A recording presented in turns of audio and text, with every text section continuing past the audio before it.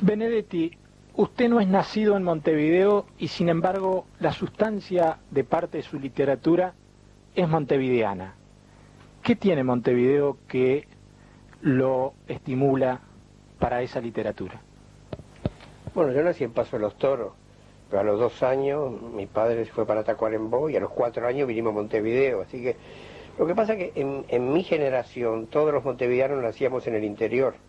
Ahora les ha dado por nacer en Montevideo, pero eso era muy frecuente, que la mayor parte de los escritores de mi generación todos nacieron en el interior, pero sin embargo la actividad final la hicieron en Montevideo. Y Montevideo sí, siempre ha tenido un atractivo muy especial, aún hoy que ha habido tal deterioro a nivel nacional, no solo montevideano, ¿no? Aún hoy, por ejemplo, para la gente que viene de Europa, tiene un atractivo especial, porque es una ciudad así un poco provinciana, pero es una ciudad provinciana que no tiene capital a la que referirse, ¿no? Pero tiene un estilo de vida provincial. Y eso siempre atrae, por ejemplo, a los extranjeros les atrae mucho Montevideo. Además, la colocación así frente a la costa, toda esa costa larga, ¿no? Eso también atrae. Y la gente nos encuentra muy amables, ¿no? Los extranjeros que vienen acá, incluso los españoles, por ejemplo, dicen que el montevideano es muy amable. Lo cual nos hace pensar, porque cuando yo volví después de mi largo exilio, encontré que la gente era mucho menos amable que antes. Pero parece que todavía seguimos siendo más amables que en otros países, ¿no? ¿Está cambiando entonces Montevideo?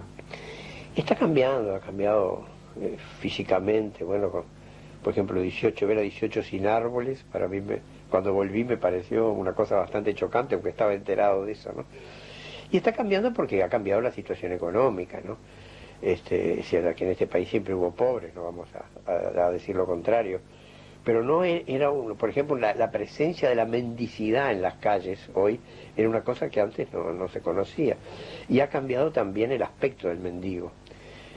El mendigo antes era un tipo en harapos, ¿no? Cuando aparecía, y había muy pocos mendigos. Ahora uno ve por su ropa que es un personaje de clase media que ha venido a menos y que de repente está viviendo prácticamente en un cantegril o cosas por el estilo, ¿no? O sea que la situación económica ha obligado a mucha gente de clase media a deteriorar su nivel de vida completamente y su presentación, ¿no? Aquellos montevideanos que en los años 60 daban sustancia a sus novelas, a su literatura, ¿también entonces ahora cambian? Otros, sí, por supuesto, claro que sí. Ahora he empezado una novela donde estoy tratando de meterme en la psicología del montevideano actual, y también conectándolo un poco con el montevideano que vuelve a Montevideo del exilio, ¿no?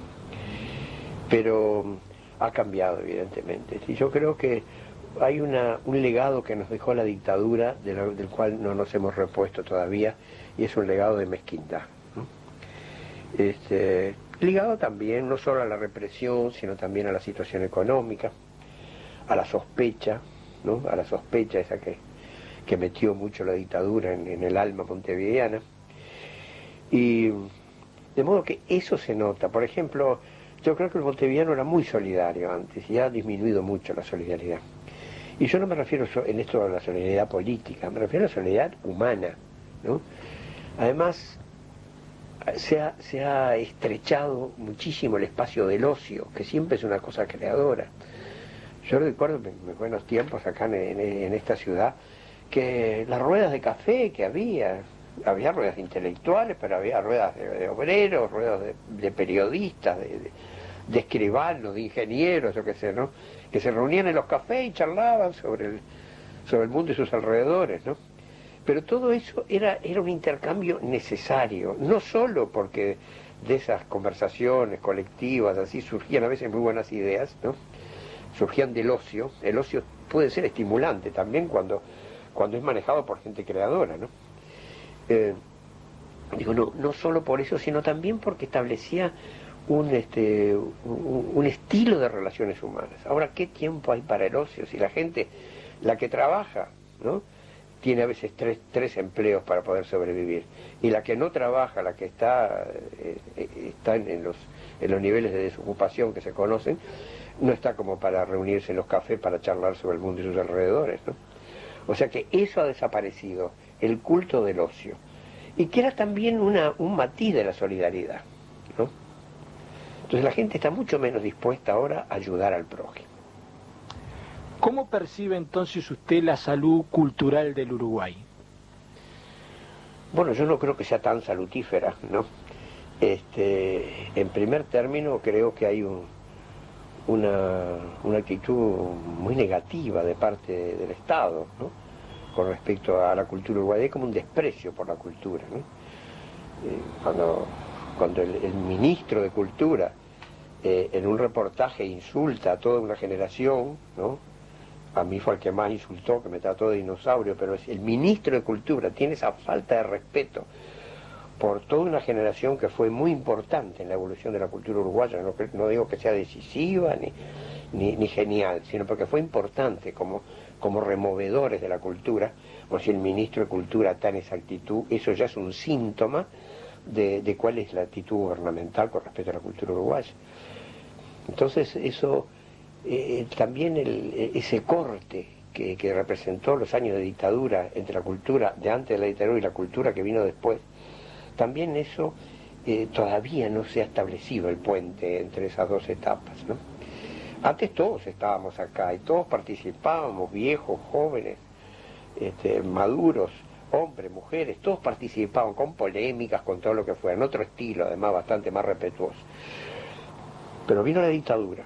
Entonces la gente que se quedó en el país, que se pudo quedar en el país, tuvo que escribir a escondidas o escribir sobre temas muy de evasión, porque si no la llevaban presa o no lo dejaban publicar.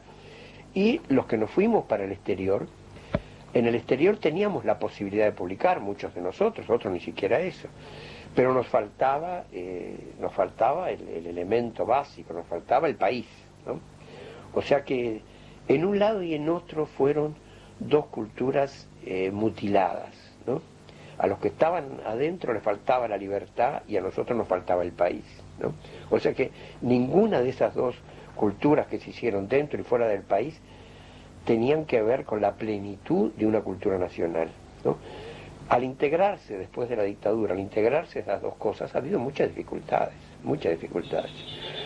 Ahí, muchos de esos escritores que empezaron por necesidad escribiendo temas así de evasión, después les gustó eso y se quedaron en los temas de evasión y le dieron un poco la espalda al país, ¿no?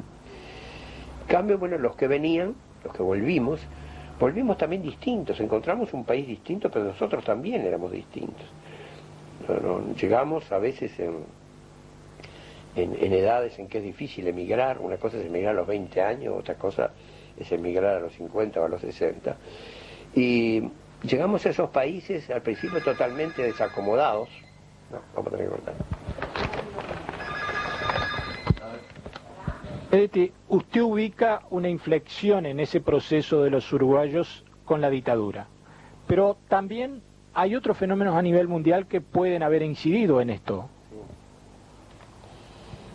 Por ejemplo, ¿cuáles? Bueno, a la caída de los países socialistas, el hecho de que las dictaduras en el Cono Sur fueron cambiadas por otros modelos políticos. Bueno, para referirme a esto último, sí, fueron cambiados por otros modelos políticos, pero siempre con puentes a la etapa dictatorial, ¿no? Si uno ve, por ejemplo, en Chile, que bueno, que es un sistema democrático ahora, pero Pinochet sigue siendo el jefe de las Fuerzas Armadas y que condiciona cualquier actitud de Aylwin, ¿no? Uno se pregunta hasta dónde es una democracia en pleno la chilena. No hay que olvidar también que esa buena relación de Aylwin con Pinochet viene de lejos, ¿no? Aylwin fue, de alguna manera, el inspirador del golpe de Pinochet contra Allende, ¿no? Y eso está absolutamente demostrado con documentos. Entonces, ¿hasta dónde la cosa ha cambiado así? En Argentina y en Uruguay hubo, en un caso, la ley de caducidad, en otro, la ley, ¿cómo es?, de obediencia de vida, la de punto final, ¿no? donde los militares salieron perdonados, no perdonados porque ellos rechazan esa